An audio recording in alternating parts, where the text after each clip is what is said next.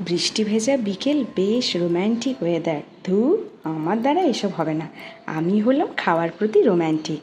Hello, আমি অর্পিতা, আমার নতুন একটি ভিডিওতে আপনাদের সকলকে স্বাগত। তাহলে আজকে বানিয়ে ফেলি চাউমিনের চপ, যেটা আমার ছোটোবেলায় সব থেকে প্রিয় ছিল। আমার মা দারুণ বানাতো। তো দেরি কিসের, চলো আমি বানাই আর তোমরা ঝটপট দেখে ফেলো কিভাবে বানালাম। চলো চলো ঝটপট কয়েকটা আলু সেদ্ধ করে আগে ভালো করে মেখে নিতে হবে।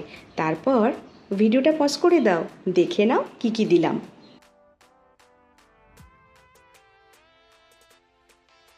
দেখা হলো, চলো পরের ধাপে এগিয়ে যাই। এরপর সেদ্ধ করা চাউমিনটা দিয়ে ভালো করে মেখে চপের আকার দিতে হবে।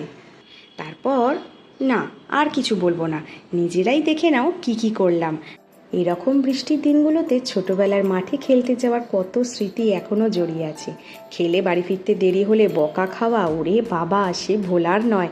আসলে খুব শান্ত মেয়ে ছিলাম তো, মারও খেতাম বকাও খেতাম, কিন্তু আপনাদের বন্ধু অর্পিতা খাওয়ার প্রতি কোনো দিন রাগ দেখাতো না, ঠিক সময় খেয়ে নিত। তার একটু পরেই মায়ের আদর খেয়ে সব মন খারাপ গলে জল হয়ে যেত। কি তোমাদেরও একটু একটু কিছু মনে পড়ছে তো?